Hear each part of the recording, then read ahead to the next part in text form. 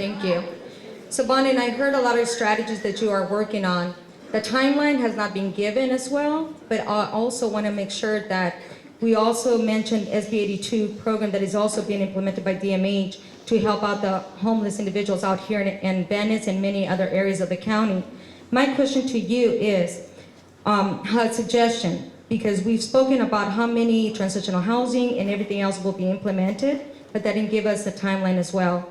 How about suggestion having our community committee from Venice come together with you and many others and to help and support our housing, homelessness issues?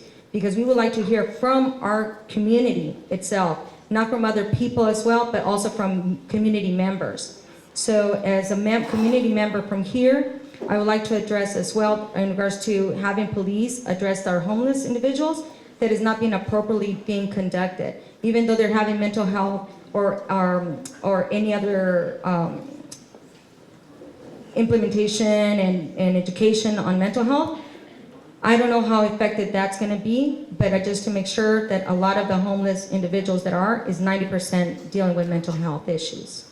So my suggestion is, I would like to propose to have a community committee be implemented, and I have many folks that would be sitting down with you.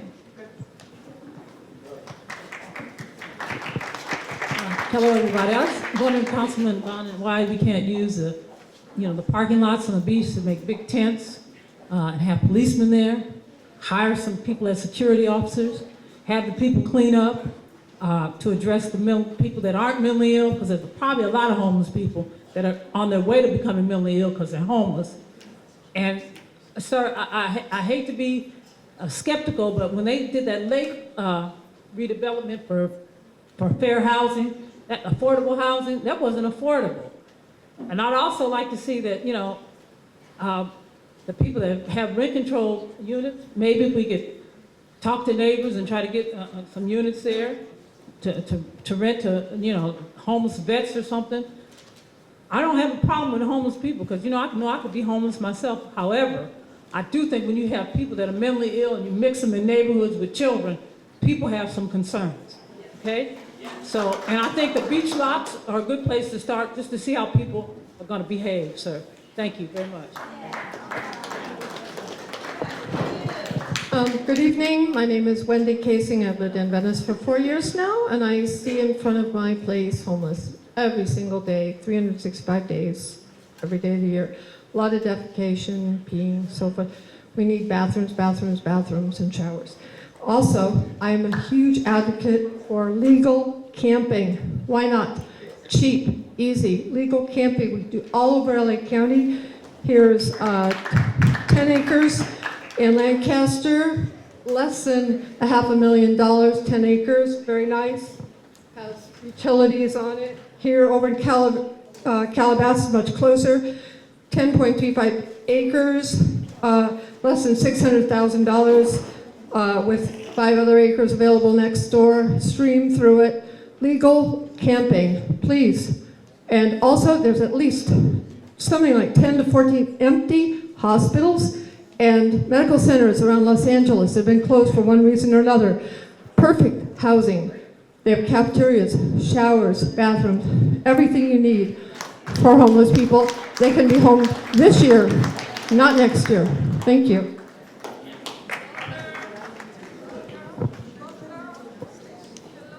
Hi, my name is Jean Harrington. I've lived in Venice since 1974.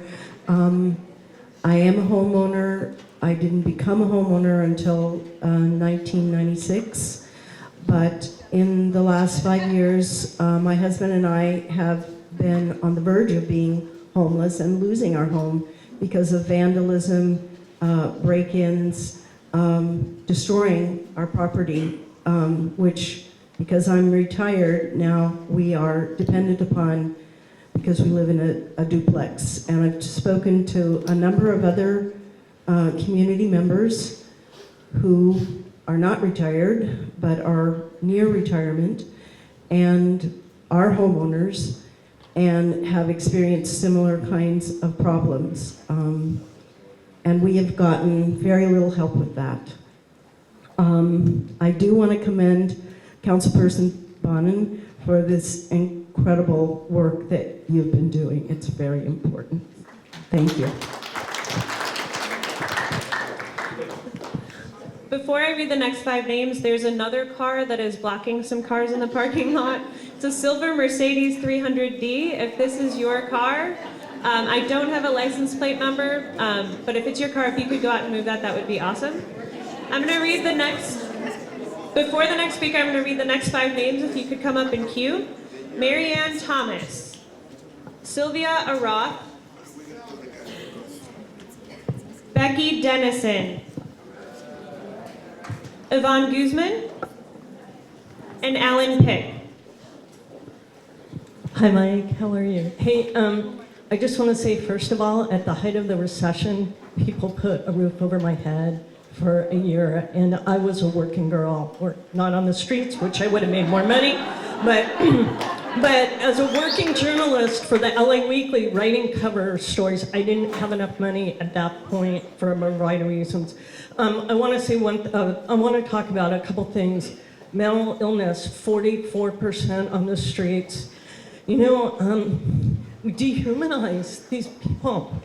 And I want to, Daniel Joseph Martinez, who's one of the great artists of our city and has shown in the Whitney, he told me that during the medieval times, the Germans, their solution, what they would do is they'd just put all the insane people on a boat and send it down a river.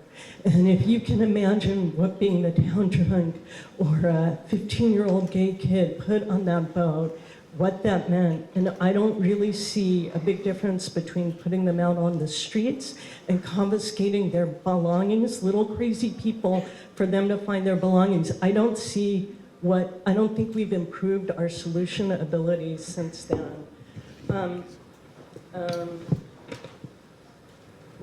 I think the second thing is, obviously what was working now, what we're doing now isn't working. It's not ROI for the city, all the money that you're spending. It's not ROI for the people who hate the homeless because they don't understand them. And I would also say people are so angry at mentally ill homeless, including the fact that the city once voted to take away their medication, I believe, the city council, which is really crazy to me. And the truth is, they're crazy. They don't know how to get off the streets. They don't want to get off the streets. So I'm too cynical to believe this. We could really help them and that we have the political will, but I hope you do.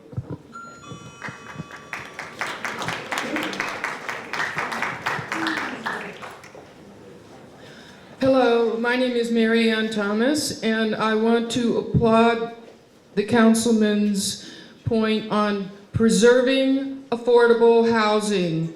If people are currently in affordable housing, keep them in their affordable housing. And I see that you are making connections with different departments in the city, planning, building and safety, and other departments. When the left hand or the right hand doesn't know what the left hand is doing, then a department will rubber stamp a plan to take people out of their affordable housing and build a high-end project. And because one department doesn't know that the Mellow Act, which you're tightening up, should be scrutinizing this project, that department, like planning, may say, well, we haven't heard anybody complain, so it's fine with me if you pursue this Ellis Act eviction and remodel it or rebuild it for some new high-end project. So what I am saying, I've been reading blogs from San Francisco, and their thought is evictions equal homelessness.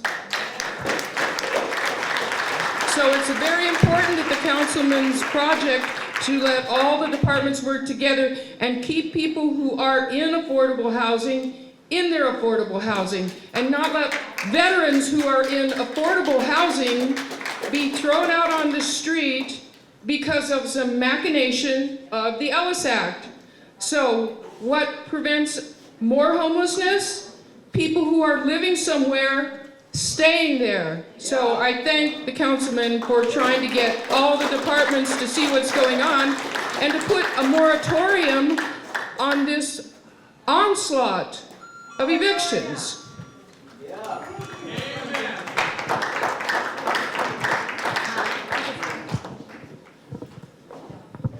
Hi, my name is Sylvia Roth. I'm on the Venice Neighborhood Council, and thank you, Mike, for all the hard work that you're doing. My points have all been addressed, especially by the woman before me. I was going to talk about the importance of not losing any more RSO units.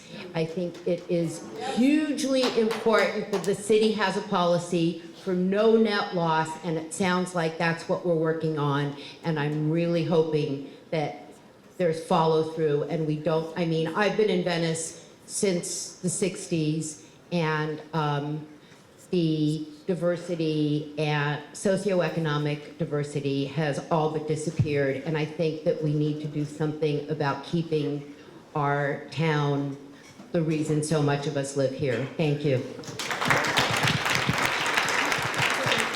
Yvonne Guzman, and ditto to both of the ladies that came before me. My question is, in reference to the Alice Act and changing the mellow, in lieu fees still leave us with a net loss. So in lieu fees is really not the answer. I want to agree with the ladies and say, keep the people in their homes. Also, the small lot subdivision ordinance, that is something that is incentivizing people to kick, or owners to kick out the people that are already there. So really it's policy. So please change policy that allows for people to stay in their homes so that the people that we see on the street, a lot of them lived in Venice and have history in Venice. They don't go away. They were not going to go downtown. They're not going to go to Palmdale. They stay here because this is what they know. And even if it's on the street, they love Venice so much that they'll stay on the street. So we need to keep the people in their homes, like they said. Keep them in their houses. Don't kick them out.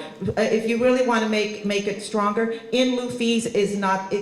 Charge the people that are knocking down the houses illegally. We've had so many places knocked down illegally. We need to find those people. Fine them $1 million so that it's not. There's no incentive for them to be knocking down homes illegally. Anyway, that's it's policy driven. Please do the right policies for it.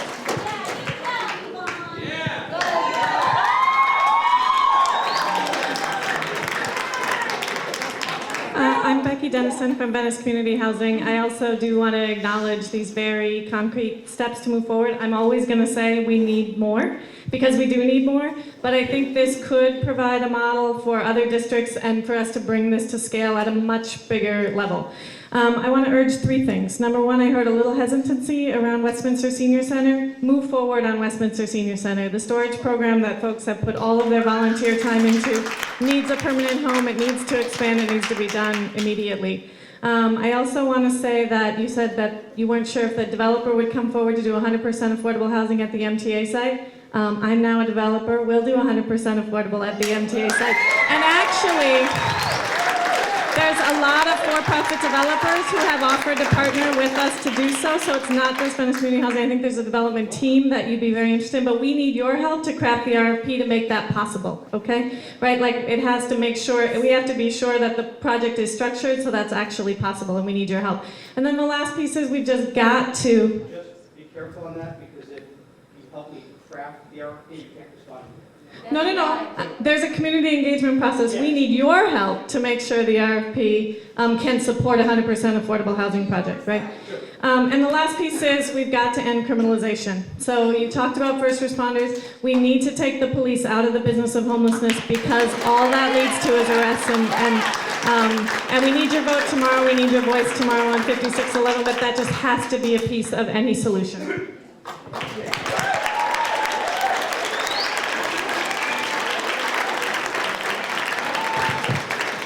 If the next 5 speakers could queue up: Jason Robeson, Laura Lee, John Ralphlino, Antoinette Reynolds, and David Ewing. And also, I think that Mercedes might still be there in case you're not sure if it's yours. It's 7 BAM 303. And I'm hoping that I don't need to keep making car announcements the entire night. Thank you.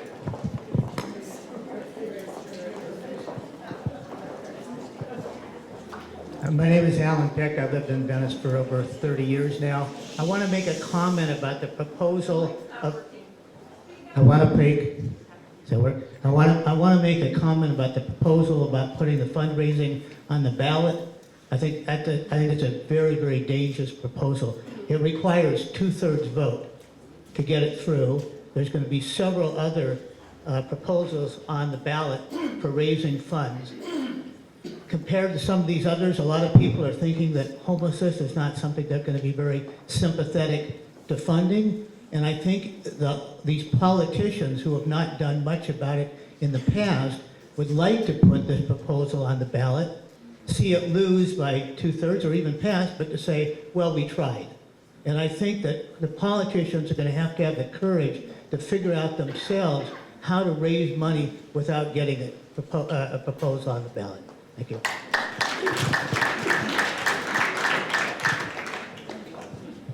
I'm Jason Robinson with Share, and I want to thank the councilman for the proposal and thank everybody for all their work, the county and the city, and all the providers, the community members. I just want to make sure everybody has the number for Share, which is 877-SHARE-49.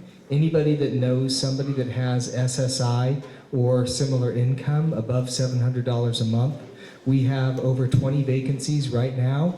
Call Share 877-SHARE-49 Monday through Friday between 1 and 3 p.m. and we'll connect people with units to move in right now. Thanks a lot.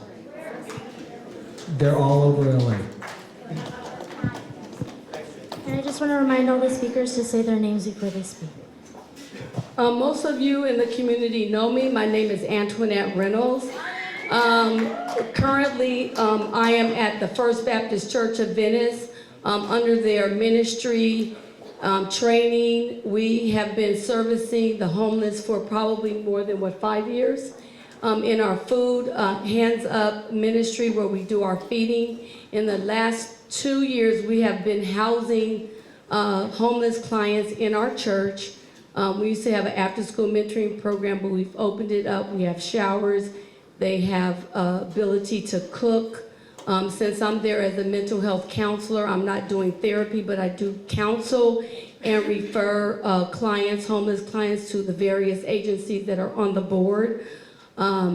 We currently just took the Phoenix House Sober Living, so we do have a co-ed, what we still call transitional, because we do not get funding from any of the city or federal governments. We just want you guys to know that we're on the map. We're housing people. We have families, children, individuals, those that have mental health issues. We refer them out to D.D. Hirsch, Edelman, and the various organizations that can handle that. Our clients are actively working. They have shelter. They get fed 3 times a week. They are able to cook their own food. And we're a spiritual empowerment community, so our clients are also having a spiritual experience. So we want you guys to refer people to us. Right now we have a waiting list. Hopefully we'll be able to acquire some more property. We are looking for funding from our councilman's office to help us provide for those. No, we would really be interested in some of the vouchers if you guys are wanting to provide quicker housing for individuals. I know that a lot of people in the community have been, I have to finish this real quickly, complaining about the RVs. We are also housing some of our homeless people in RVs. They're able to shower, they go to work. So we want you guys to support the churches too, because we are able to assist our homeless individuals. And she's going to translate in Spanish, because we do have Spanish speaking people. Buenas noches, yo soy María Cano, soy ministra de la Primera Iglesia Bautista de Venice y quiero informarles a todos que nosotros damos servicios a los desamparados, a la gente que no tiene dónde comer, dónde dormir. Tenemos casas de transición, damos comida 3 veces a la semana en la Primera Iglesia Bautista de Venice y estamos localizados en la calle 7 y Westminster. So, para todos aquellos ustedes que necesitan gente que les ayude a las personas hispanas, nosotros estamos a su servicio. Les damos comida, Les damos también ayuda espiritual, pero también ayuda de cómo guiarlos para salir de esa transición en la que se encuentran ellos como desamparados. Tenemos la ayuda de Minister Antoinette, que ellos los ayuda a llevar su caso y les damos referencias con otras agencias que tenemos para poderles servir a nuestra comunidad. Y tómenos en cuenta para cualquier cosa. Amén. Gracias.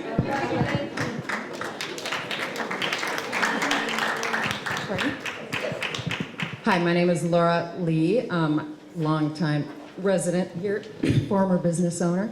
I wanted to commend you and everyone here. This is the first time I've been in this room with all these people where there wasn't name calling and screaming and shouting.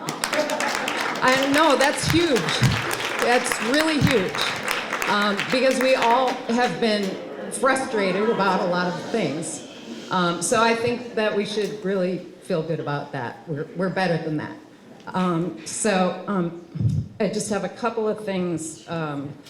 One thing I didn't hear talked about is middle income housing, I guess it would be called. I have seen very many of my neighbors, longtime neighbors, be kind of nudged out of their apartments so that their units could become significantly increased in rent. These are neighbors who care about Venice, and these several multifamily buildings that are becoming short-term rentals or hotels. So that's an issue. And then the only other thing is I hope that as these ideas start to take place, that I didn't hear anything about hopefully that for instance, toilets, more toilets. Okay, will that allow our law enforcement then to enforce the people who are still shitting in my alley? Because we're all a big team, we're all part of this community, and we need them too. So thank you so much, and thanks, you guys. I'm gonna leave before you start fighting. Okay? The next 5 speakers: Karen Wolf, Jason Morrison, John Weston, Rick Garvey, Pat Raphael.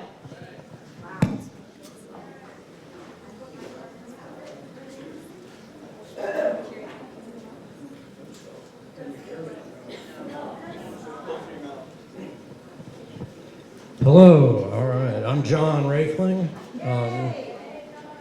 Thank you, Mike. This is very good. It's a good start. Obviously, you put a lot of thought into this issue, and obviously you've been listening to a lot of what we've been talking about. Getting the bathrooms open is a big step, getting showers.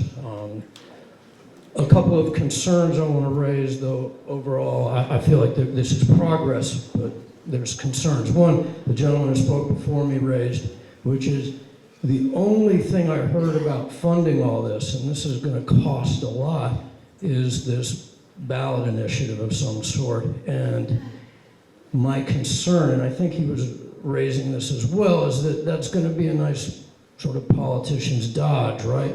Well, we tried and the voters rejected it, and now, the issue's been pushed off, and, you can say that you did something. So my question is, and I don't expect you to answer it here and now, but I'm hoping that this will be part of the ongoing discussion, is what if the ballot initiative doesn't work? Because the need is still here, whether voters want to spend that money, and where are we going to get the money to fund this? Because this is bare minimum what we're talking about, absolutely 100% necessary. Where are we going to get the money? So that's the first question. Is there going to be the political will on your part and on your colleagues in the council to make tough decisions to spend money to do this, because it is a humanitarian crisis that we are facing in this city? The second issue, and Becky Dennison raised this in her comments, and I'll stress it again, is that criminalization. The de facto policy of the city over the years has been to criminalize homeless people, to ticket them, to cite them, to arrest them. That wasn't really discussed in the presentation. And so the question is what are we going to do about that? Can we put an end to this criminalization? Because we've got a lot of long-term solutions that are going to take a long time to happen. And in the meantime, we need to stop criminalizing people for being poor and living on the streets.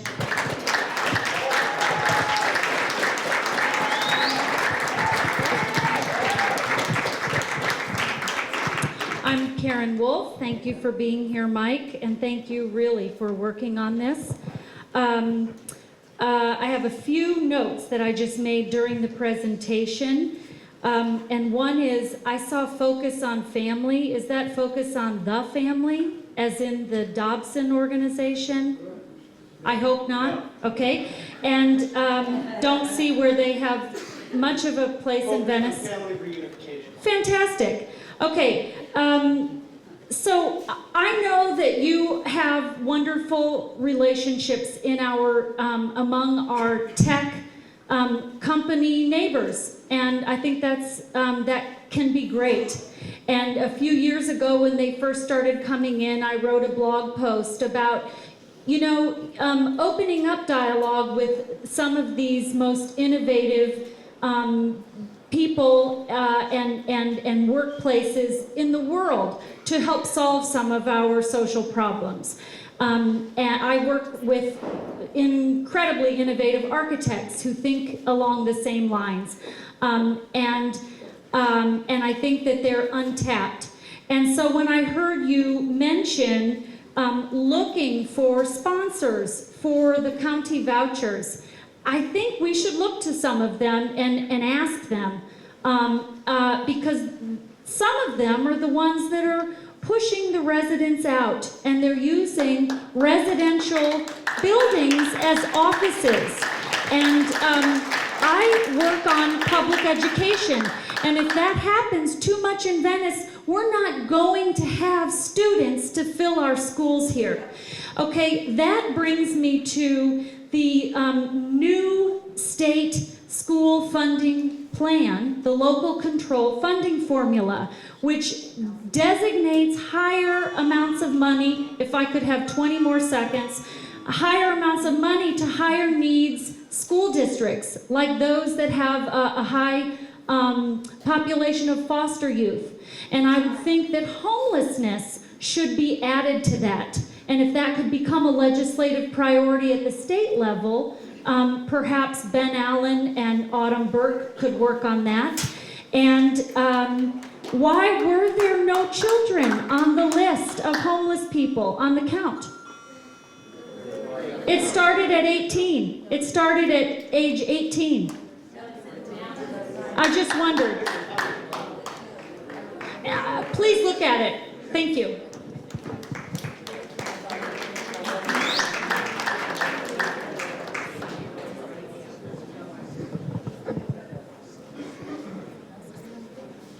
Good evening. I'm John Weston. I've lived in the area since the early 70s. I'd like to thank you both for your extraordinary personal presentation and the news that you bring. There are 2 points that I'd like to make. One, I think the long-range potential for what you suggest, obviously, if is really quite optimistic and commendable.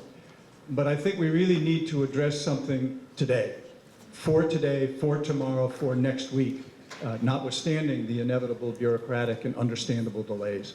So I really urge, if there's anything at all that can be done, stopgap, short-term, imperfect as it may be, I think we really need to do so, both to deal with the incredible dehumanization of what we do to the people who don't have homes, and also the, frankly, equally, or not equally, but the very significant impact on those who are paying the price of having to provide locations for people who don't have places to live. I would suggest, and I recognize different jurisdictions and so forth, but there's an extraordinary piece of land which is safe, it's walled in, and it's near transportation facilities, and that's the VA facility on Wilshire, obviously, in West LA. And it seems to me, and I'm not talking about the empty structure for which I know there's lots of plans in place, but right now there's a lot of grass, not to be smoked, but to be utilized.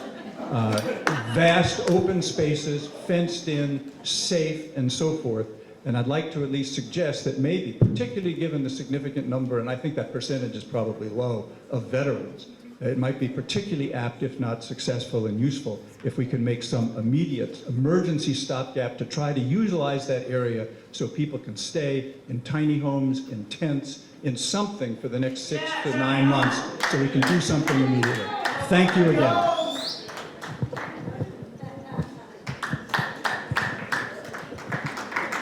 Hi, I'm Rick Irby. I'm a longtime resident, and I actually work doing public health research with the homeless in Venice, and I have for the past 15 years.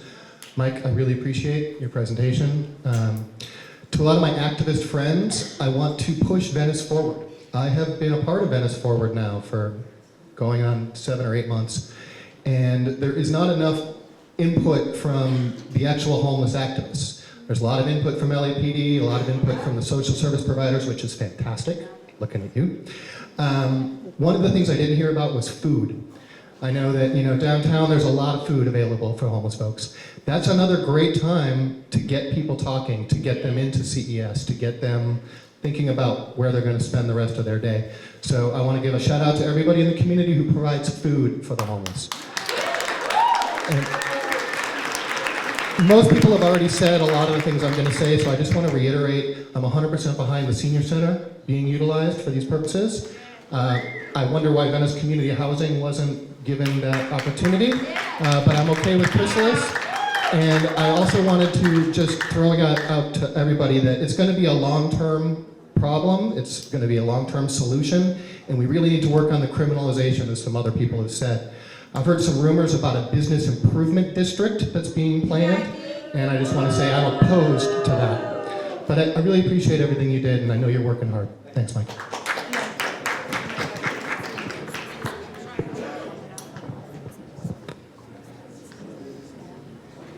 All right, the next 5 speakers, Matt Klein, Jeton Valentin, Claire Holroyd, Nick Anticello, and Daryl Dufay.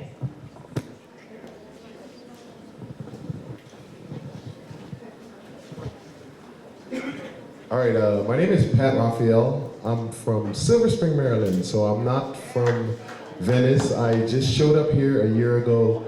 I've never existed in a houseless situation before coming to Venice. And this is just for my short term here that I've gathered this vantage, and I'd like to share what I've gotten. So first of all, we understand that housing is not the same as shelters, right? What we provide in the short term is not a solution to homelessness. And just the premise that we're working with, ending homelessness, I think makes it too easy for the politicians to come with the politician answers and give very lofty goals that are going to have a hard time following through, because the goal of ending homelessness, I think, is a little bit too broad. So I'm recognizing that people who choose to live on the street, because there's a large component of the people on the street that have actively made this choice. There's not going to be a program that's going to take this person out of this situation. Instead, what we should be considering is to have these people have dignity, right? Have them be in the community with a little dignity. So to recognize that homeless people do have to eat, have to sleep, have to use the bathroom, have to have human-to-human relations, all the things that people in houses have to do, we do them as well in the streets. So to suggest that the problem of homelessness can be dealt with without recognizing that these very basic things can't be a part of our lives, to me is not really looking at the problem. So I'm also considering that there's people on the streets who are experiencing criminalization in a way, and I've heard this word said so many times, in a way that makes me feel that often the police department charged with doing this enforcement, I don't see that this is what they want to be doing. And I'm surprised that I'm up here in defense of the LAPD, but I don't think LAPD wants to be doing a lot of the enforcement actions that they're tasked with doing. So real quickly, just keep in mind one of the solutions can be legal camping. I see they've given me another 20 seconds. Legal camping, something like opening the beaches to, just for us period of time to be able to set up a tent. Maybe the tents have to be up by 5 or 6 in the morning, but there has to be solutions that keep in mind some people will always be on the streets.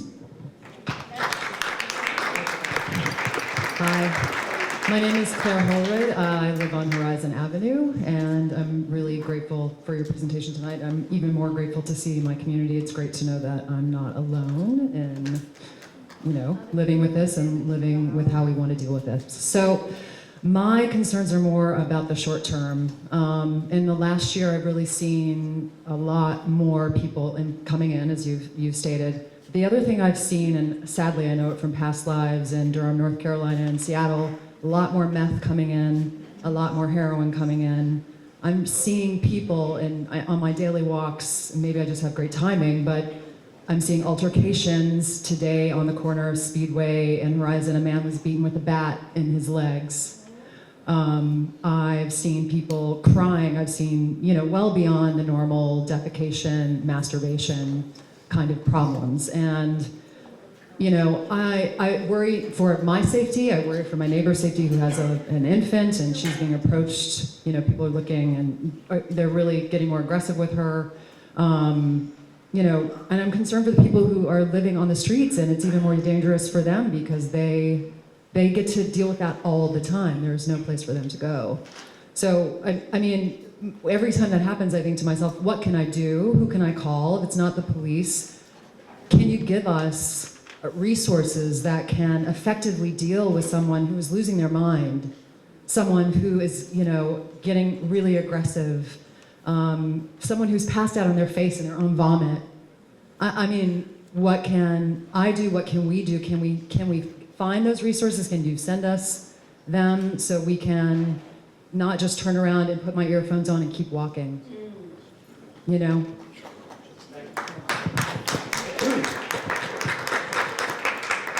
On that one, I wonder if Supervisor Kuehl's office or Department of Mental Health might want to talk a little bit more about some of the other things that are being done in terms of helping folks suffering from mental illness.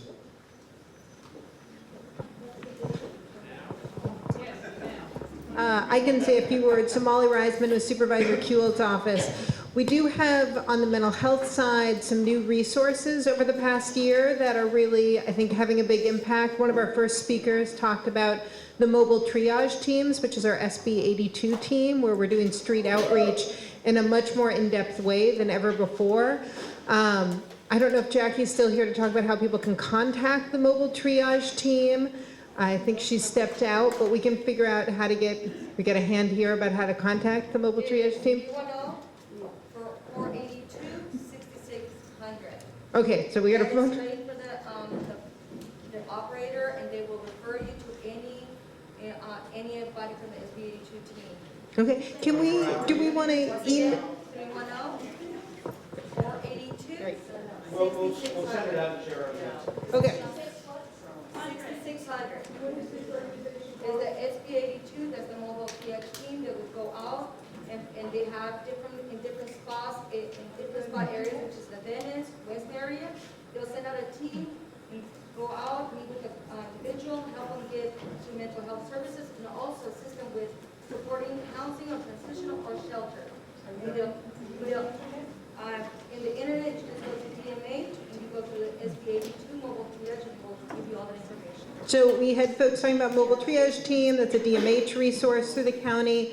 Another resource that has to be a law enforcement referral, but we have also implemented Laura's Law in the county, which is for folks who are in really extreme, dire straits of not being able to make informed decisions about accessing outpatient treatment. That's a law enforcement referral, but we are working very actively with Pacific Division to make those referrals when it's appropriate. So there are resources on the mental health side. On the substance abuse side, we don't have the same power to intervene when someone is deep in their addiction, and I think that's why we're also very supportive of the idea of a sobering center in this community. I think that is the best way to try and link people to treatment, but we don't have the same authority to step in when someone's struggling with their addiction. But we are really trying to ramp up on the mental health treatment side as well. I want to thank Molly. I really can't underscore enough what an incredible partner and leader Supervisor Sheila Kuehl has been, and Supervisor Margaret Lee Thomas have been at the county level. They have really led the county in developing their homeless comprehensive strategy and have really been leading the charge to make sure that the different communities in Los Angeles and the city of Los Angeles have the resources. Without the two of them, we'd be lost in the tall grass, and I just want to thank Supervisor Ridley Thomas and Supervisor Kuehl again. Thank you, Molly. Thank you. My name is Nick Anticello. I'm a 25-year resident of Venice. I have a question regarding priorities and funding. This city was willing to invest $4 billion in the future Olympics. That's a 3-week event. Yet we're going to spend $2 billion over 10 years to fix homelessness. It's something I had to bring out tonight. Secondly, regarding the tech community, Cory Booker and Chris Christie got together with Mark Zuckerberg and got $100 million out of him for the city of Newark and their public schools. Is Google going to cough up here? Are they going to come to the table and make a serious commitment to homelessness? Because in fact, they are part of the homeless problem here at Venice. The third thing I'd like to talk about in terms of funding is a real estate transfer tax, either on the commercial side or residential side, to fund this permanently. Because if you don't get this ballot initiative done, you're back at square one. And all this, which is a great presentation, I applaud you for doing this kind of work, it means nothing if you don't have the gas to put in the tank. That's right. And then one final thing I wanted to mention to you is the area of eminent domain seizure. Fixing homelessness is a public good. If there are properties in the rears and people aren't paying their taxes and you have bad landlords, why don't we eminent domain those properties and make them for homelessness? So think about those things, and I appreciate your time.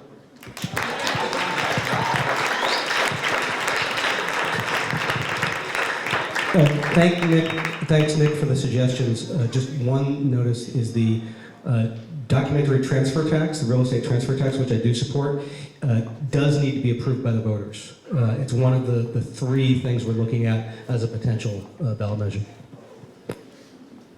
Hi everybody, my name is Matt Klein. I'm one of your Venice neighborhood council members. I just wanted to use this opportunity while we still have a good crowd in the room to let you guys know about our neighborhood council elections, because I really do want to draw attention to that. You guys do not need to wait for these town hall meetings to get involved here. We meet in this building on the 3rd Tuesday of every month to talk about issues that range from housing, homelessness, public safety, education. So I'm really urging you guys to please get involved. Please run for these elections. Take a stand. Have a voice. Election filing period ends April 6th, so fairly quickly, and elections will be on June 5th. So please go to our website, venicenc.org. Get involved. It's your Venice. We want you guys to be part of this community and have a say in what's going on. Lastly, one more event that's coming up is our Venice Green Expo, which is happening in 2 Saturdays, April 9th from now. We'd love for you guys to come visit Mark Twain Elementary. We're going to be celebrating green vendors, green merchants who are really looking to help our planet here. So thanks for your time. Appreciate it. All further commercial announcements will be charged a fee to help fund homeless programs.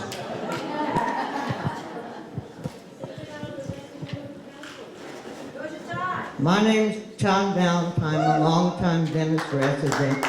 And you know, Westminster Senior Center has been sitting there for a long time. Now, it needs to be done something to it. If it's not going to be free storage, and you know we need more, or if it's not going to be Venice Historical Society, let's have something, even if it's turtle racing. Let's have something in that building instead of just staying there. And you know, the Mellow Act, it's not being enforced, but you know what's happening? Nobody's building apartments. They're tearing down perfectly good houses and putting up those mansions. We need a moratorium on those mansions so we can have affordable housing and housing for the homeless. And also, talking about bathrooms, it's stupid. the beach has bathrooms, and they need to be open 24/7. And everybody needs to know homeless people are people too.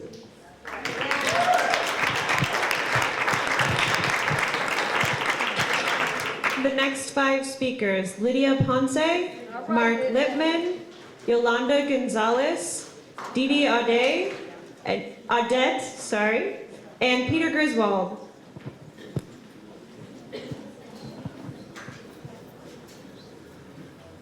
Thank you very much. My name is Daryl Buffet. I've lived in Venice for 35 years.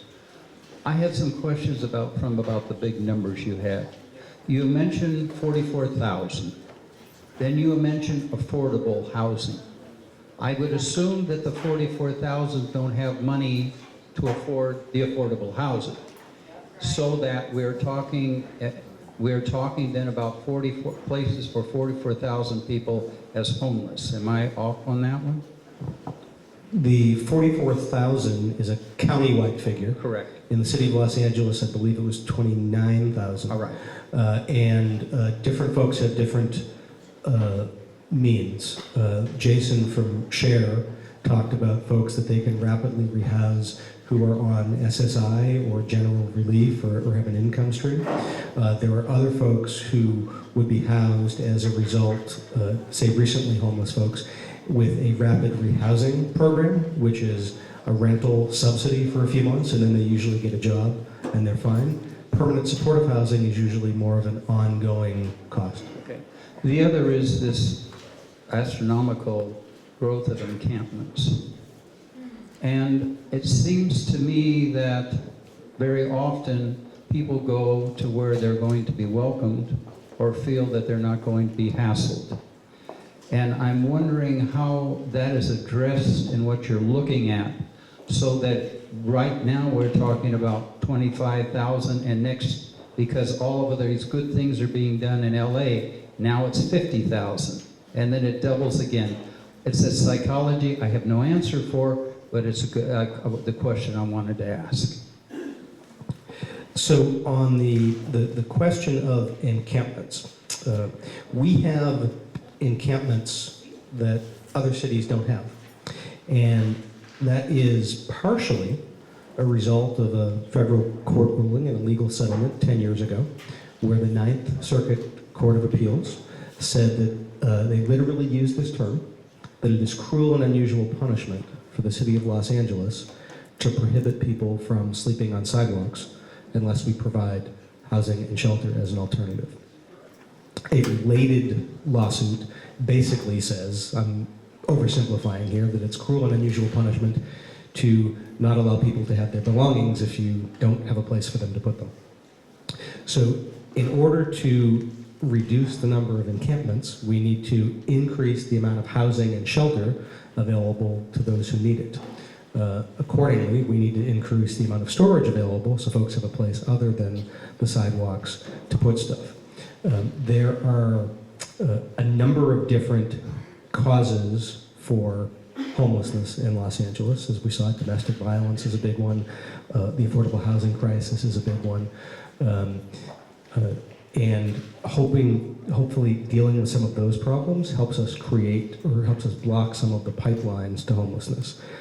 As I indicated earlier, in the county study, in the county strategy, they underscored the fact that their institutions, jails, foster care, hospitals, were releasing a lot of people into homelessness. And so one of the things the county is doing is expanding their coordinated entry system into jails, making sure that there's placements for people when they get out of foster care. So we're looking at a variety of different ways to stop sort of the pipelines to homelessness.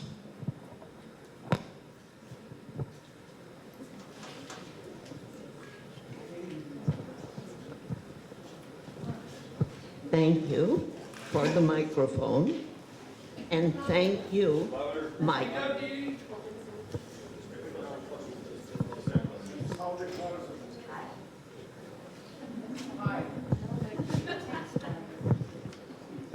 Oh. Am I on?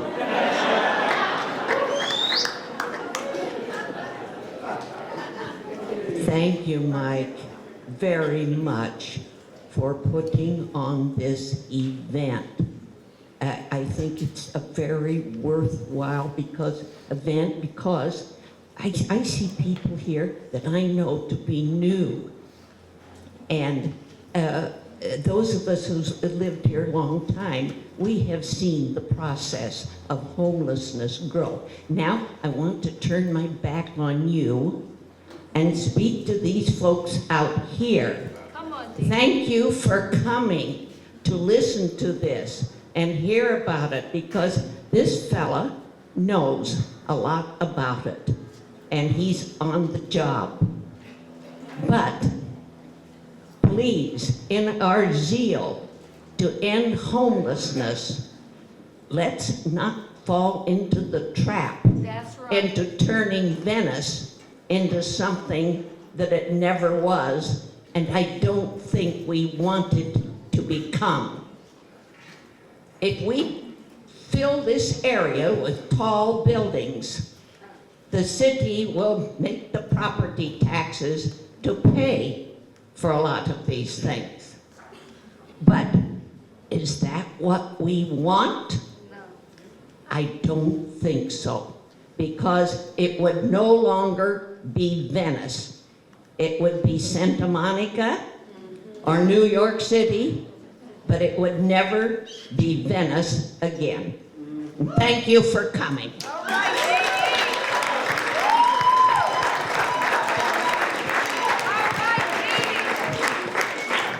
She's hard to follow, isn't she? Lydia Ponce. I was one of the 800, and I asked that CD11 remove the word combat, because I don't believe any of the stuff that was presented, because that word exists there. We're talking about people. We're not combating people. And with regards to the alphabet, we have RSO, VSO, LS, Mellow, lack of enforcement, and that's what it's about. If you want to talk about moratorium, and if you don't want to talk about a moratorium on Mellow, then I'm talking about unseating. It's an unseating season. It's not just a re-election season. Come on. Because the actual fact is that my daughter, who's having my first grandchild, has to move to Texas because she can't afford to live here. And she could very well be on an affordable housing list, but it's being erased. So this isn't beyond personal. Every day that I leave my house and I thank the Creator that I have a roof over my head, I don't forget that the foster youth in our area is being underserved still. Not just because of Venice, not because of Mark Twain or Marina Del Rey, there's not enough resources. So the taxes that these tech companies are not paying could very well go to this program. They need to step it up. Ladies and gentlemen, we have original families in Venice, African American families related to Reese and Tabor. 2 of the 3 original families have a lawsuit against the city. VC Puck has a lawsuit because of the lack of enforcement of the laws that exist. We don't want in-lieu fees because the in-lieu fees sit in City Hall and collect interest, and have yet, even for parking, have been spent for the $18,000 per space. Where's the parking structure? So I don't believe that this in-lieu fee is gonna solve some of the problems unless they make it $1 million. And for the love of God, if someone's gonna build a 6,000 square foot home or 4,782 square foot home, they need to take some of these foster youth or some of the Syrian refugees. Thank you.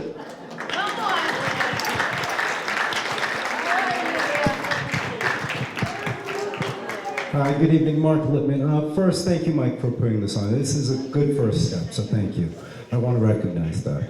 When we're talking about homelessness, we also need to recognize that we have a major displacement crisis in our city. We need to start talking about how there are 70,000 evictions going through the courts every year. Most of this is just to push people out into the streets. 70,000 a year. Just wanted to bring that up. But to get to the point I'd like to speak about is budgetary. Is that I feel it's atrocious to have companies like Google and Snapchat and all these big tech companies getting an 80% tax break, and none of that money comes back to Venice, by the way. And then we have to beg them for crumbs. No, just make them pay their fair share of taxes, and then we'll have the money to fund these programs. It's simple. I think we should implement a gentrification tax so that these big real estate developers who are putting all this stuff up will be forced to pay, so we don't have to go and beg them for crumbs and scraps with little incentives and density bonuses. No, make them pay their fair share, and then we'll have the money, because we're talking about trying to get $180 million for the next 10 years, or a year for the next 10 years, and compare that to $3 billion we're spending for LAPD every year. And I just question, do we have our priorities right? When we don't fund needed public services, but we make sure that we have more than enough money for LAPD and to criminalize basic human functions. I think that's fundamentally wrong with who we are as a people. I think we can do much better.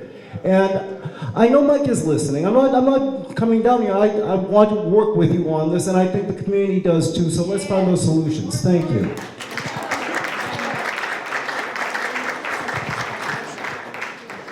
Hello, my name is Peter. Over the years, the city and the county have been selling off a lot of surplus property, and some of it is still there. It's not too late for local governments to dedicate some of the property for the creation of affordable and homeless housing. Governments could even trade for or purchase private properties that make for appropriate low-cost housing sites. Low-cost housing for low-income and homeless residents can and should be built much less expensively than as happens now.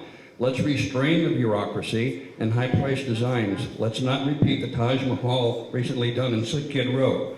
All urban and all areas should have some buildings that offer basic housing units. For example, the micro unit for a single person, a modest unit for a couple, an econo unit for a family, and some additional for each additional child. I personally invest in those, as I have in the past. I like SROs. The idea is that we not ghettoize any particular area, but instead spread basic low-cost housing all around the region, increasing the economic diversity of our neighborhoods.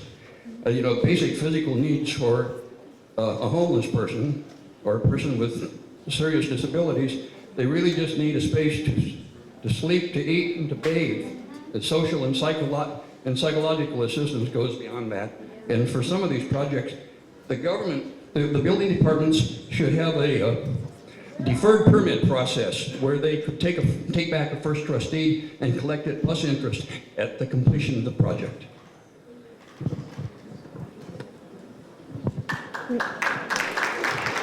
Next 5 speakers: Peggy Lee Kennedy, Calvin Moss, Linda Lux, Chris Baca, and Liz Wright.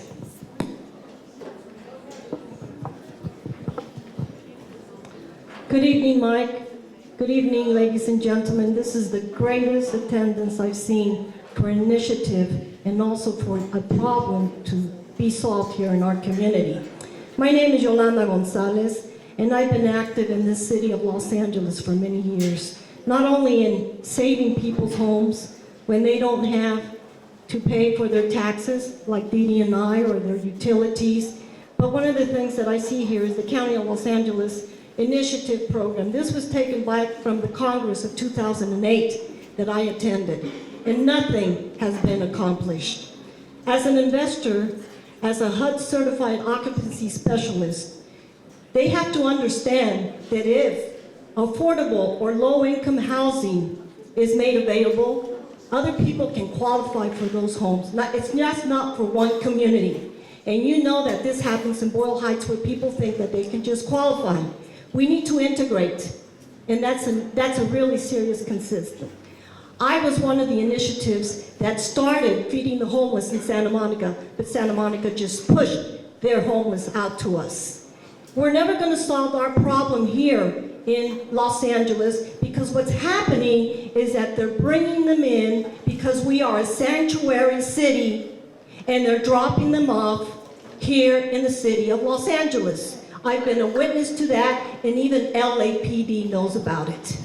They're dropping them off between the boundaries of Alhambra and Sereno. They dropped them off at my properties a couple weeks ago, and they're dropping them everywhere, but I don't see this problem going on in South Pasadena, Alhambra, Temple City. I went all the way to Montebello yesterday, and they didn't have this problem. It's only the city of Los Angeles. Is it fair for the taxpayer of the city of Los Angeles to hold on and pay for other cities and other counties of this problem? It is the obligation of the city council and everybody else and the surrounding cities to solve the problem with us. Thank you.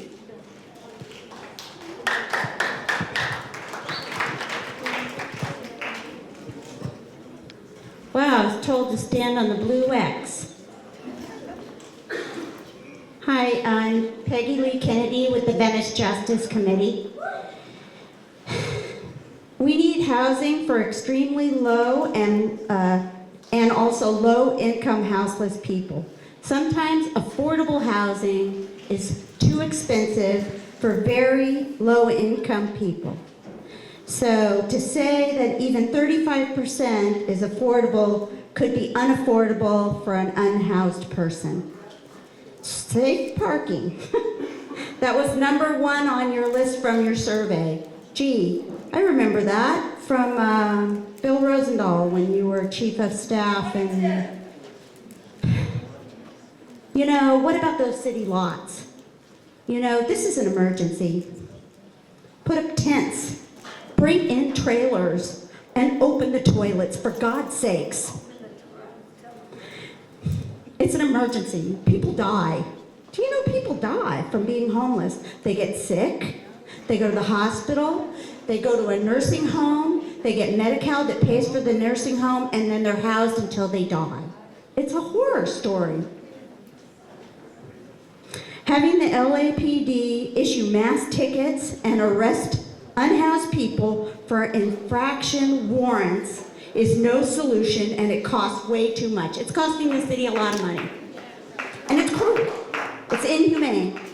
When just like a little over a year ago, you went in front of the police commission and got all these neighborhood watch people with you, and they all were saying how afraid of the homeless people, and then we got all these LAPD, new LAPD in Venice to issue mass tickets. That's all they're doing is ticket, ticket, ticket, ticket. Isn't that a waste of city resources? And it's just mean, just mean. Take the police out of the equation. Why are they first responders? It doesn't make sense. Unless there is a violent incident, you do not need armed police officers.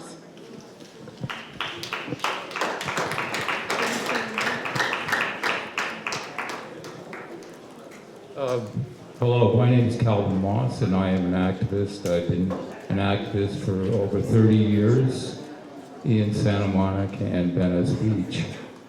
And I'd like to read 3 names off of people who have lost their lives in Venice on the streets. One is Brendan Glenn. He was murdered on May 5th, 2015. Jason Davis, July 13th, 2015. And Jason Warren, August 30th, 2015. These people were murdered by the LAPD and a vigilante attack on a security guard. Now, this was probably the worst year in Venice homeless history. And not enough has been said about this, because these are my homeless brothers. Because I work with Food Not Bombs, and we are the outreach. For 10 years on Venice Beach, we were the outreach. And the social services and the police are afraid of the homeless. That is true. That is true. They're afraid of the homeless. The St. Joseph Center has said they will only go out, their outreach will only go out with police escort. And there's only 2 or 3 of them. We've been out, I've been the outreach for 20 years out there. So have you.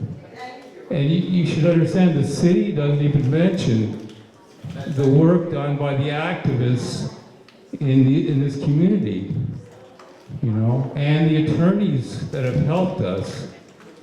We're not even on this equation, which has happened, you know, in Santa Monica and Venice.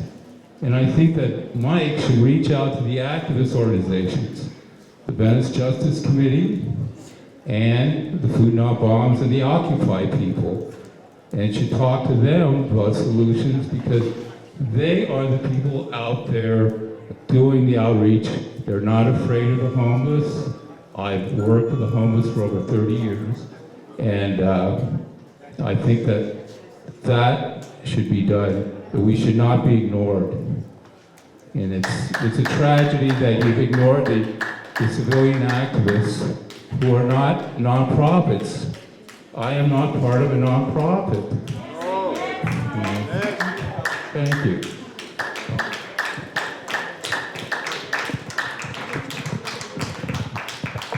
Good evening, Mike. Good evening, Venice. I'm Linda Lux, and I've been here since 1970.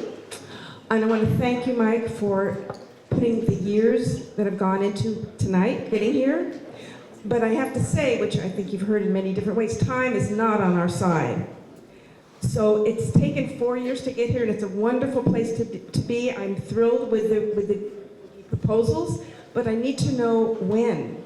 How long is it going to take? It can't take another 4 years to implement these. It has to be on the fast track, and we're in an emergency.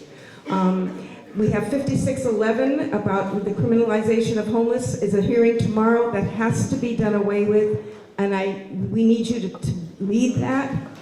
We need, really what we need, if you really want to make a dent all over the city in housing people, the one way to do it that doesn't cost money and is doable, and within 4 years, thousands and thousands could be housed, is to use government land, city land, county land, federal land. Nonprofits and some for-profit low-income developers would rush to get long-term leases.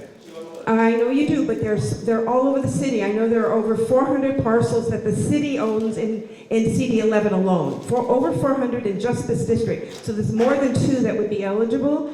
There's a motion, I think you seconded, that Cedillo put in to make this a citywide effort. It takes leadership.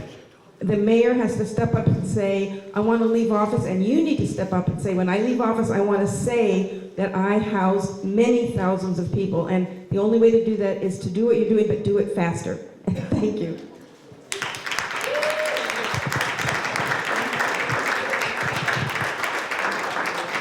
Hi, Mike, and thank you for putting this together. My name is Chris Baca. I'm the Executive Director of Meals on Wheels West, and I'd just like to say, first off, there's flyers in the back. If you know anybody who is housed but is homebound, we do have budget right now to feed people. So pick up a flyer in the back. It may be a neighbor, it may be a friend, and we'll certainly try and accommodate them. And one of the things I'd like the City Council and you to consider is housing first is a great idea and the right way to go. But the wraparound services, whether it's mental health services or food from my organization or counseling of any other kind, is really important. I would urge you to carve out some money from the housing and the homeless to provide wraparound services. For instance, 13% of veterans who do get housed lose their housing because they don't have the ability to maintain themselves in that housing. So wraparound services are really important. Thank you. I'm going to call up the next 5 speakers. Regina Weller, Keith Martin, Melissa Diner, Elvis Summers, and Margaret Malloy.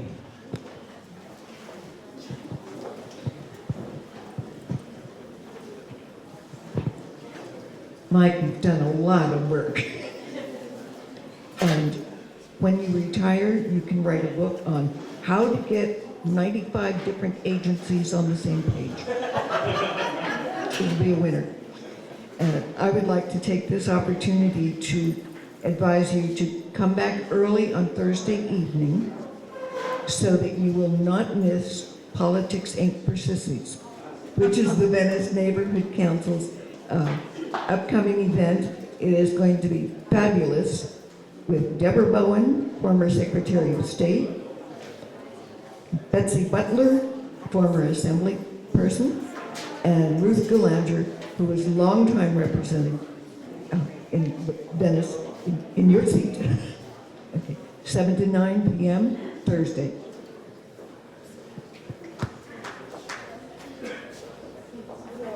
My name is Chaplain Regina Weller.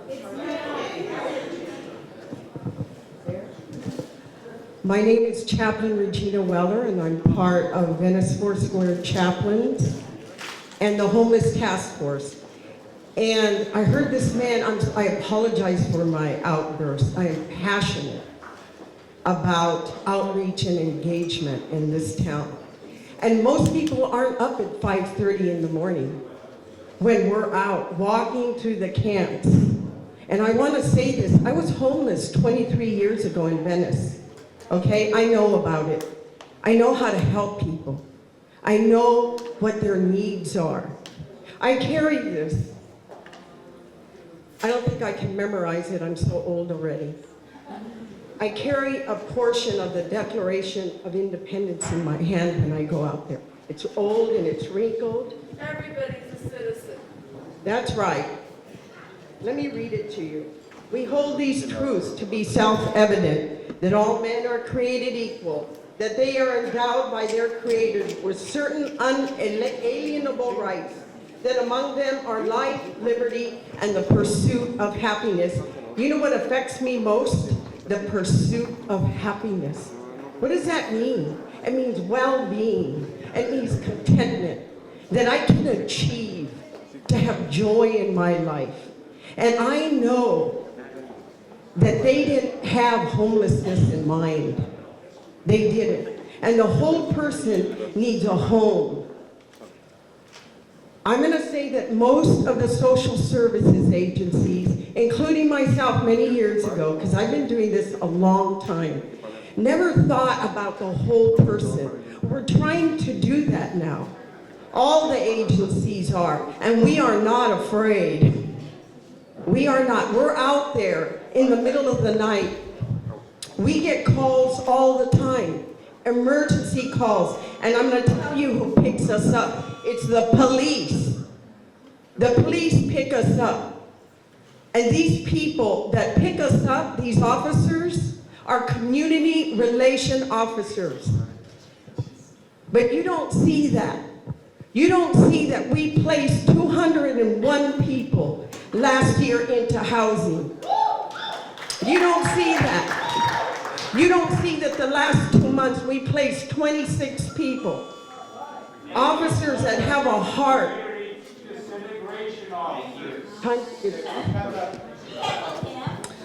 Hello, Mike. No disrespect, but you've been in this job for a long time, and I'm appalled that we're at this point all these years later.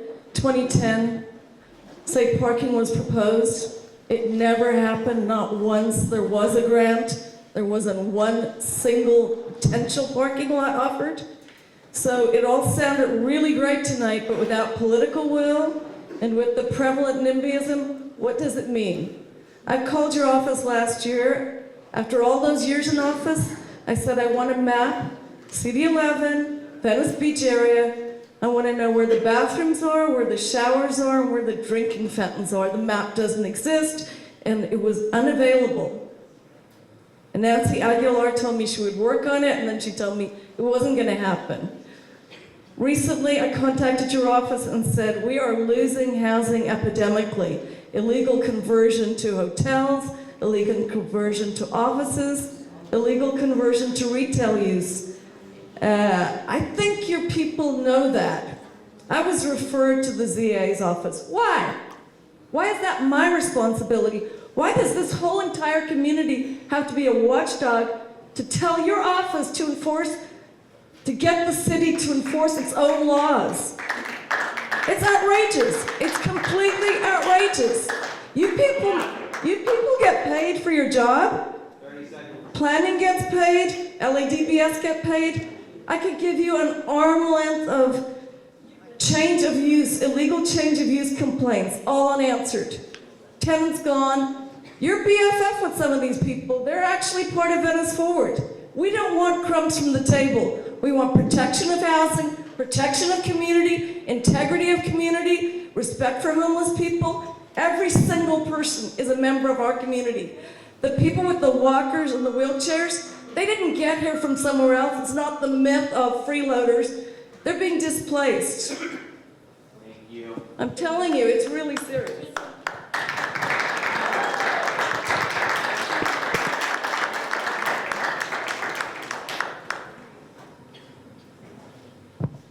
David Ewing, Will Hawkins, Cleo Ray, Donna Meek, Regan Kibbe, and Susie Shannon.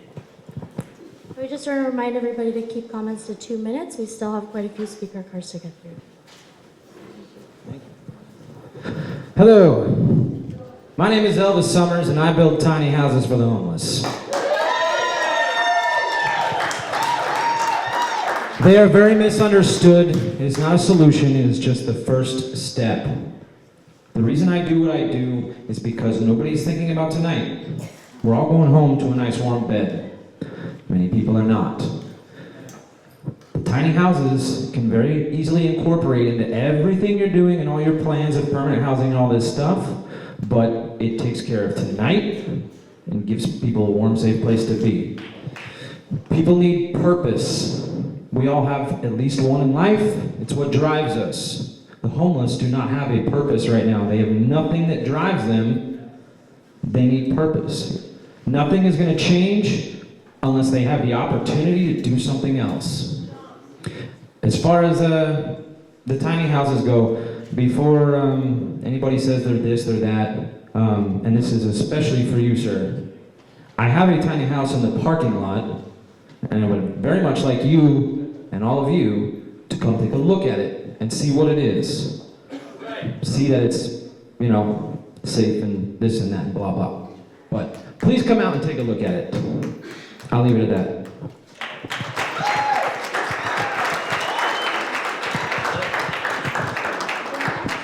On the X. My name is David Ewing. I have some questions. I wanted to challenge you on, somebody else brought up a timeline. I wanted to challenge, or I would like to challenge you, to put a target date on every item in your PowerPoint tonight. It may change, may have to change, but a target date to start with. The ballot measure you talked about, that's a hard sell. But what you could do, it's polling well. What you could do is commit to it as an expenditure. Commit to that expenditure on solving homelessness and tell voters that unless they pass the ballot measure, they're going to lose some other services because that money is going to the homeless.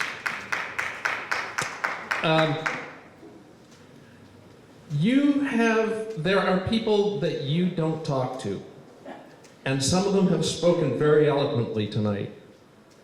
And some of them are homeless advocates, and some of the homeless advocates didn't come tonight because of the treatment they got before.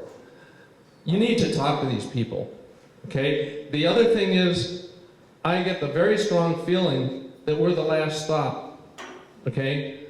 That there have been lots of talks with other people. You've been talking with the tech companies, you've been talking with the service providers, you've been talking with all kinds of people, but here we are. We're not seeing some of the people we would have expected to see here, and I assume it's because they've already spoken with you. I may be wrong, but in any case, this should have been the front end of the process. I think. Anyway, I want to just reiterate what somebody said about Brandon Glenn. He seems to have disappeared off the map of that we make of our lives here. Time. Subsidizing MTA development. Why isn't there in your thing? Why you say, well, we'll have to see what's possible with the developer. Why aren't we talking about the possibility of subsidizing the development? I talked to the right, but we can't. And okay, yes, okay, sorry.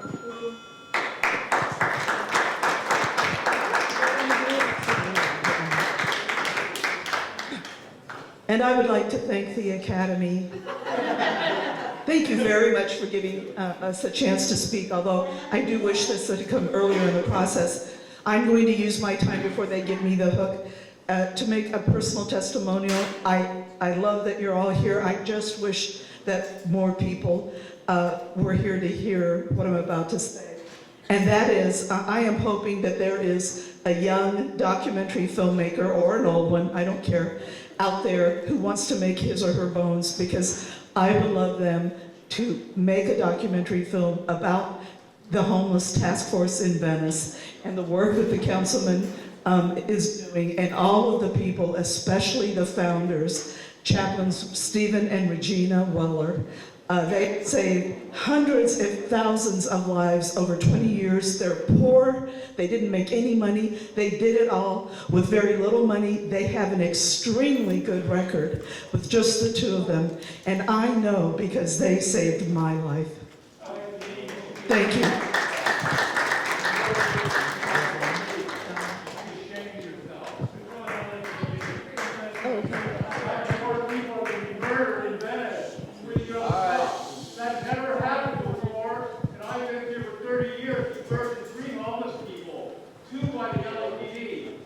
No one talks about it. Mike Bonin is trying to bury the dead without talking about it. They're murderers. You're all complacent to murderers because you haven't talked about the 3 homeless people murdered in 2015. That should have been a topic tonight, brought up by the LAPD and community relationship people and Mike Bonin. Thanks, Calvin. You had your opportunity. It's Susie's turn.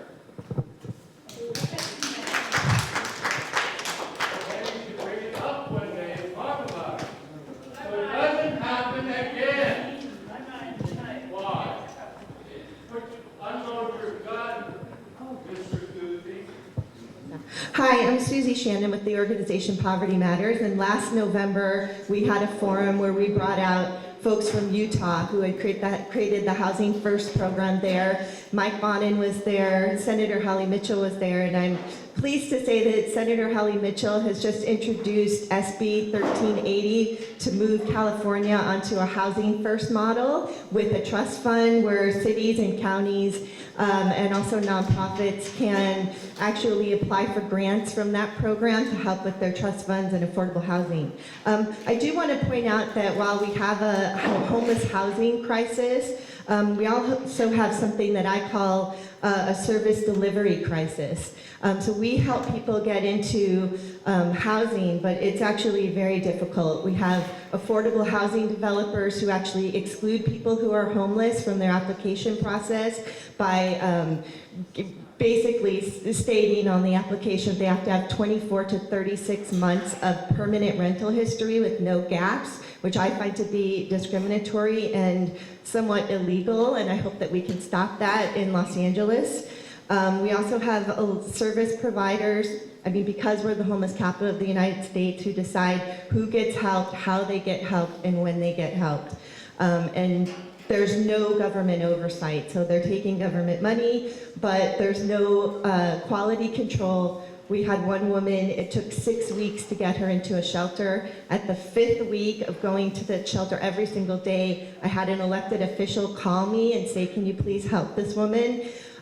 When I called the shelter, which is a coordinated entry system shelter, my first question was, has she been entered into the coordinated entry system? And it was dead silence.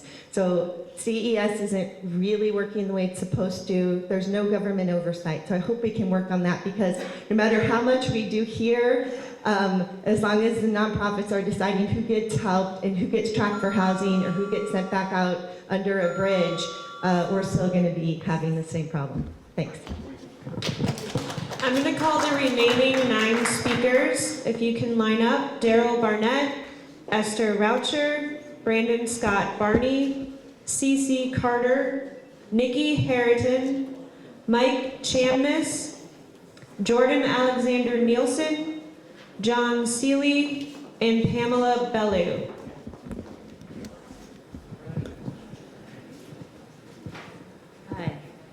Hi, Mike. My name is Regan Kibbe. I've been in Venice. I'm a native Angelino from Santa Monica, and I've been in Venice for about 30 plus years, since about 1978. First as a UCLA student in a rental, a rental unit where the rent was really low, and now as a mom and a homeowner. I want to thank you for this, but also I want to thank you for a lot of other things, for what you're trying to do with the bus station where I live next to it on Thornton for 20-something years, and also for sending people to try to show up. I've always loved Venice very much and really felt a lot of community, but recently our street is like really lonely and decimated by short-term housing. So my daughter is 11, she grew up with a lot of kids. There's no more kids on our street. All the houses on Washington Way, quite a number of them, they're small, they've been rented out. And so I felt a lot like moving because I don't have any more neighbors. So I'm concerned about thank you for introducing the bill about short-term rentals, and I too use short-term rentals all the time and have rented out a neighbor who rents out their guest house, but there's still a neighbor there. But I'm concerned about passing the bill and enforcing the bill. I went to court recently because a neighbor who's a guy who's good guy, great taste, but he's taken 8 houses in Venice and made them beautiful short-term rentals. He took the illegal guest house, put a kitchen in it, made 2 short-term rentals, divided up the driveway. Just my neighbor Don and I showed up to protest. There was no one else to show up because there's no more neighbors because the whole street is short-term rentals. There was one gal from your office, which I was so grateful to, but the city still stood with that guy and said, yes, let's let him legally bring it to code because it's illegal.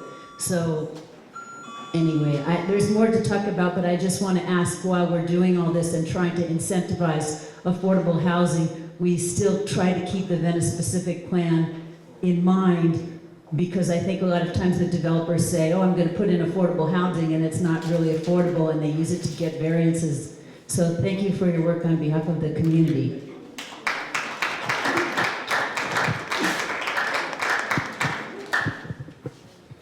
Hi, I'm Daryl Barnett, and I've known you for 20 years now, Mike, and we knew when you were elected councilman that we were going to be on different sides of issues and not always agree, and tonight is one of those times.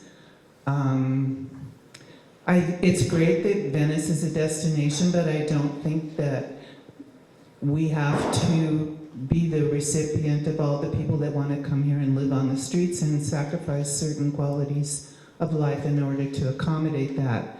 Anyone that lived here in the 90s remembers why the bathrooms were closed on the beach, because there were stabbings, rapes, prostitution, drugs, and all things going on all night in the bathrooms, and that's why they were closed in the first place. And to open up the beach, well, that's a whole other thing. But as far as Westminster Senior Center, I believe that it's the goal of the Recreation and Parks to provide centers that serve the community, the whole community. And because this center is attached to the dog park, it would greatly affect something that we worked hard on, that several hundred people have already signed a petition against. There's already several hundred people that use the dog park.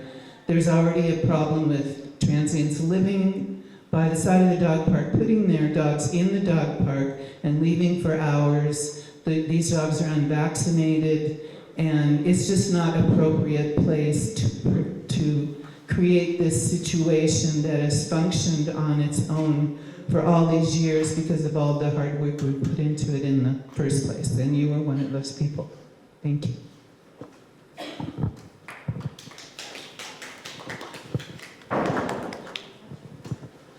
My name is Brandon Barney, and I'm actually a host and producer on a public radio show serving Southern California. I'm excited to hear this conversation has taken place here at a time when the issue is so serious. I thank you for your efforts. On our show, we cover how technology is affecting the world. One of the issues that I'm afraid to cover is how companies like Airbnb profit some people while harming others. I don't want to irritate my friends and potential guests in the tech industry, so I don't talk about it very much. it requires courage, even for me to talk about it now, because I don't want to irritate any of my wealthy friends who may own property here in Venice. I aspire to own property here in Venice one day. Our company is certainly here. I think that you won't be able to solve this problem though unless you have the courage to combat greed in Venice. And I think greed has come here in all of its sophisticated technical manifestations. And it's a community that's heart was not in that place, a progressive community. And I think wrestling with the greed of the technology business, which is a greed-driven business, everyone wants to make money in tech. They want to make billions and billions of dollars. As more and more of those people come here, that stew and chemistry between the people who want Venice to represent everything that's beautiful and great in progressive society, and the people who think it's a great place to start a business or maybe even change the world in a technical way, those forces are colliding here. I'm afraid to deal with it. I hope you find the courage. That's all I have to say.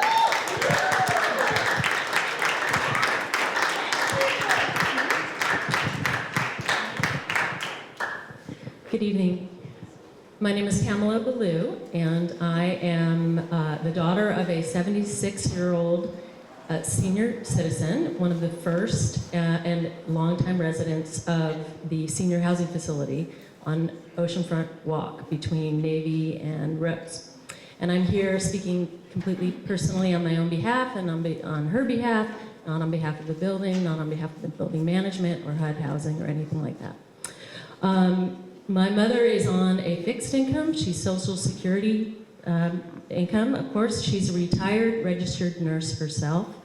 She has dedicated her entire life to social service, to saving lives and helping others.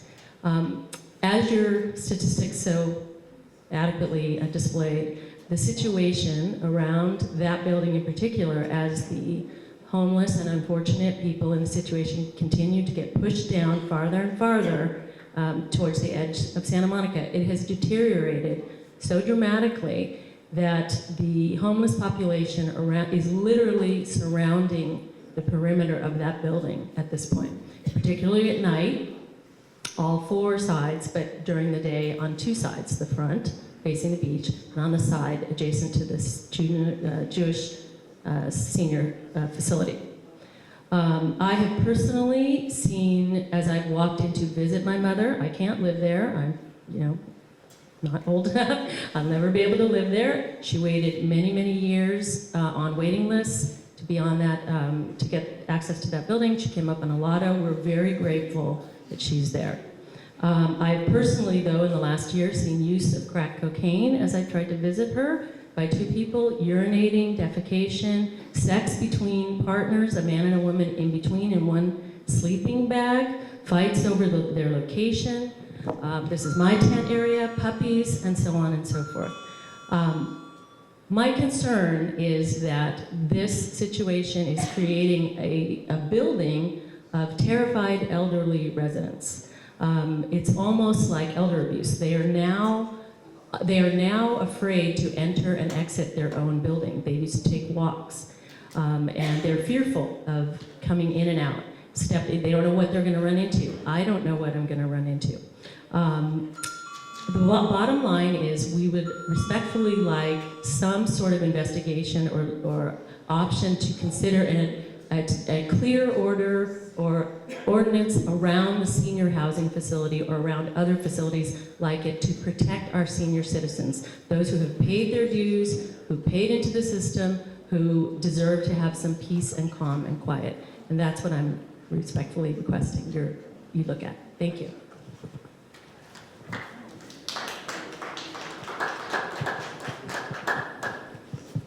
Hi, my name is Jordan Nielsen. Hello. So this is my first time, not a great public speaker, but I'll give it a shot. I brand new to Venice, just about 2 months here. And so Mike, I would like to suggest as myself, my personal goals and passion are to sort of put myself out there as like a universal employee, be able to do any job, anytime. If I'm there, it needs to be done, I'd be happy to do it, cleaning up bathrooms, things of that nature. So, I personally support bathrooms being open 24/7. I'd be there if I had, the right backing, more citizens, people who respected the law, as it's written, should be enforced as well. So with that said, I think Venice is, it's a great place. I personally wish I could just stay 23 years old forever, go back in time a year and a couple months, Yeah, right? Well, if we work hard enough, maybe. So with that said, I think that, with this whole city of Los Angeles, I think it'd be great to pull it together. Neighboring, other cities, all of California eventually, really pushing for that global spectrum of things, not to frighten anyone with that, unified government, but it's, we might as well come to a place of complete agreement on something and just pretend that, not be Californians. Not everybody's an actor. Montana, they taught me to be real, so here I am, not pretending to be on television for, I don't know how to cry, so with that said, peace, love, happiness, same old stuff, and thank you very much, so if I have 24 seconds, I just remembered, I would love to post up, for the perimeter, the parking lot, right at the top of Venice, like a collapsible sort of housing, just, little 8x8, 10x10, something that you can fit over the wall and pull out for, just say daytime, something like that for vendors to be legally able to have a sheltered unit where they could use it to hide away from the rain sometimes. Thank you.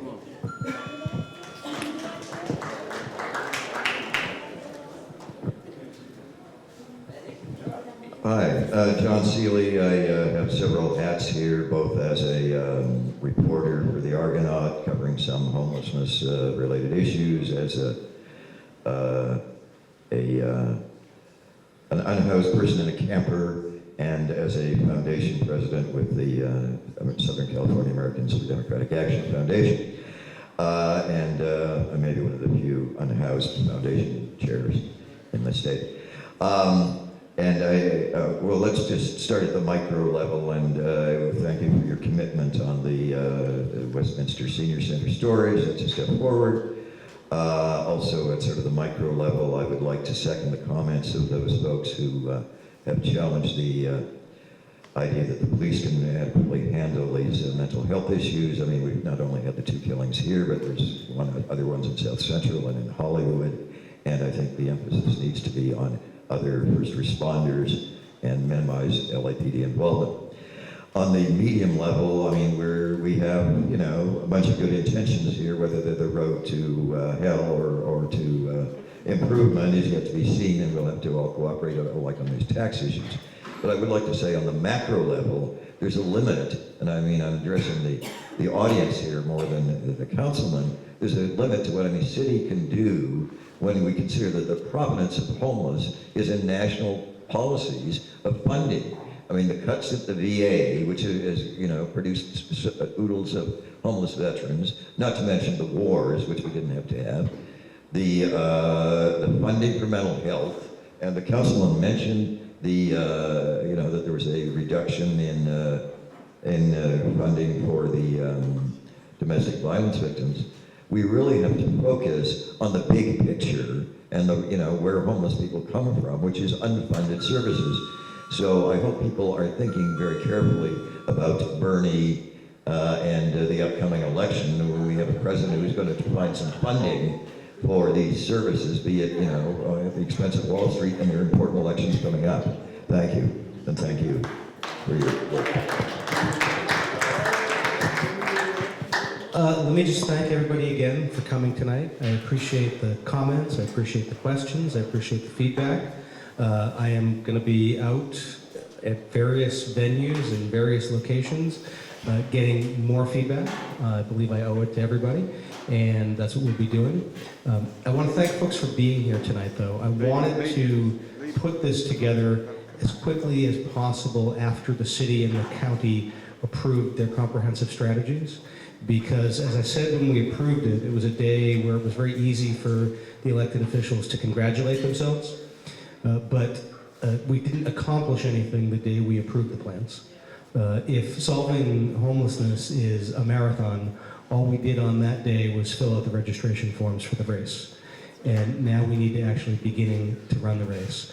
And I'm hoping that my colleagues, the other elected officials in the city of Los Angeles, will try to come up with similar implementation plans in their areas. I'm going to be looking at other parts of my district for implementation plans as well, for housing and for services. But because Venice has the largest concentration of homelessness in my district and one of those in the city, I wanted to start here. So I want to thank everybody again for being here tonight. And I look forward to continued dialogue on these issues. And I certainly hope I can count on community support for a number of the things I introduced tonight. Thank you.